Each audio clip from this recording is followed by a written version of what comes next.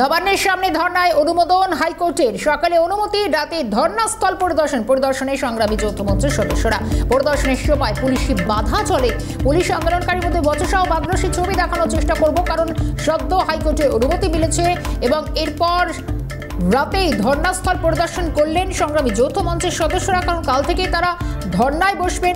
3 দিনের জন্য তাদেরকে অনুমতি দেওয়া হচ্ছে এবং সে ছবি দেখাচ্ছি। ধর্নাস্থল পরিদর্শন যখন করছেন, এরপর পুলিশের সঙ্গে ফের বচসায় জড়িয়ে পড়লেন। আমরা এসে করে বসবো, আপনার হাতে বন্দুক আছে, গুলি চালাবো, কোনো অসুবিধা নেই। আমার বক্তব্যটা যেটা বললাম, কথা বলবেন, কথা বলার মতন এখন আলোচনা করে তো বুঝতে হবে একটু কোথায় বসবেন। এখানে আমাদের তো ডিমার্কেট করে দিয়েছিলাম, আপনাদেরকেও যখন ডিমার্কেট করে দিয়ে পাঠিয়েছি, ভুল জায়গাতে বুঝছি। আমরা ওটার জন্য বললাম যে ওটা বাস স্ট্যান্ড, আমরা আলোচনা করে যেটা ডিসিশন আলোচনা করি। আমাদের 72 ঘন্টা আলোচনা করে আমাদের কথাবার্তা বললেন।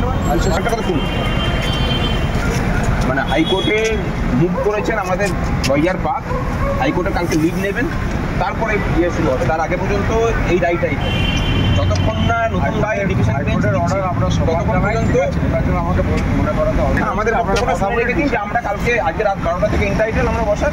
আপনি জায়গা যদি মনে করেন ঠিক করে দেবেন, ঠিক করে দেবেন। কথা হচ্ছিল সেই বক্তব্য শোনানোর চেষ্টা করলাম। এবং এই মুহূর্তে আমি কথা বলবো, রেশমি রয়েছেন আমার সঙ্গে। রেশমি, সদ্যই তো কলকাতা হাইকোর্টের অনুমতি মিলেছে এবং সেখানে পরিষ্কার বলা হচ্ছে যে বাস স্ট্যান্ডে কেন বসতে দেওয়া, মানে বসতে দিতে অসুবিধা কোথায়? এরপর হঠাৎ আবার পুলিশের আপত্তির জায়গাটা কোথায়? দেখো, আজকে সংগ্রামী যৌথ মঞ্চ অর্থাৎ রাজ্য সরকারি কর্মচারী যারা বকেয়া ডিএর দাবিতে আন্দোলন করছেন, তাদের আন্দোলন যেরকম 329তম দিনে পড়েছে। রেশমি, একটু স্থান পরিবর্তন যদি সম্ভব হয়। দেখো, আজকে হাইকোর্টে অনুমতি মিলেছে। রাজ্য সরকারি কর্মচারী যারা বকেয়া ডিএর দাবিতে আন্দোলন করছিলেন, তারা চেয়েছিলেন যে তারা নবান্নের সামনে ধর্ণা কর্মসূচি দেবেন এবং আগামীকাল থেকে 24 তারিখ পর্যন্ত লাগাতার 72 ঘন্টা দিন রাত তারা নবান্নের সামনে অবস্থান বিক্ষোভ করবেন। পাশাপাশি তাদের আন্দোলন শহীদ মিনারের সামনে 329তম দিনে পড়েছে। এবং আজকে যখন সংগ্রামী যৌথ মঞ্চের যারা প্রতিনিধি তারা যান স্থান পরিদর্শন করতে, অর্থাৎ রাতের দিকে কিন্তু তারা স্থান পরিদর্শন করতে গিয়েছিলেন নবান্নের সামনে, যে আগামীকাল কোন জায়গাটায় তারা ধর্ণা দেবেন এবং সেই জায়গাটা পরিস্থিতি কিরকম। তো যখন তারা নবান্নের সন্নিকটে যে বাস স্ট্যান্ড রয়েছে সেখানে পৌঁছন, সেখানে তাকে হাওড়া পুলিশের যারা উচ্চপদস্থ আধিকারিকরা রয়েছে সেখানে তারা বাধাপ্রাপ্ত হন বলেই জানাচ্ছেন সংগ্রামী যৌথ মঞ্চের যারা সদস্যরা রয়েছেন, অর্থাৎ আন্দোলনকারীরা। তারা পুলিশ তাদের জানায় সেই জায়গা অর্থাৎ বাস স্ট্যান্ডে বসার পারমিশন নির্দিষ্টভাবে বাস স্ট্যান্ডেই বসা যাবে এরকম কোনো পারমিশন নেই। তাই পুলিশের সঙ্গে আলোচনা করে স্থান ঠিক করতে হবে।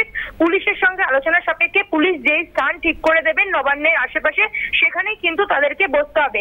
অর্থাৎ সংগ্রামী যৌথ মঞ্চ যেই স্থানে তারা ধর্ণা দিতে চাইছে সেই স্থানে তারা আপাততভাবে বসতে পারবে না। তারপরেই কিন্তু সংগ্রামী যৌথ মঞ্চের যারা সদস্যরা রয়েছেন তাদের সঙ্গে পুলিশের কার্যত বচসা বাঁধে এবং সংগ্রামী যৌথ মঞ্চের সদস্যরা জানায় তাদের কাছে হাইকোর্টের পারমিশন আছে যে নবান্নের কাছে যে ধর্ণা কর্মসূচি, সেই ধর্ণা কর্মসূচি শান্তিপূর্ণভাবে তারা নির্দিষ্ট শর্ত সাপেক্ষে চালাতে পারে 3 দিন। এবং আগামীকাল দেখার বিষয়, কারণ আগামীকালই কিন্তু ভোর 5টার সময় সংগ্রামী যৌথ মঞ্চ নবান্নের সামনে যে বাস স্ট্যান্ড সেখানে ধর্ণা কর্মসূচি পালন করবে। এখন দেখার বিষয় পুলিশ তাদের সেই স্থানে ধর্ণা কর্মসূচি পালন করতে দেন কিনা, কারণ সংগ্রামী যৌথ মঞ্চের যারা সদস্যরা তারা ঠিক করেছেন নবান্নের সামনে যে বাস স্ট্যান্ড সেখানেই তারা ধর্ণা কর্মসূচি পালন করবেন। কিন্তু যারা বলছেন নবান্নের সামনে বাস স্ট্যান্ডে ধর্ণা কর্মসূচি পালন করার ক্ষেত্রে পুলিশ তাদের যে আগামীকাল থেকে, অর্থাৎ আগামীকাল কোথায় এই ধর্ণা মঞ্চ তৈরি করা হয় সংগ্রামী যৌথ মঞ্চের তরফ থেকে নজর থাকবে। রেশমি, ধন্যবাদ। যারা সঙ্গে ছিলেন রেশমি দাস।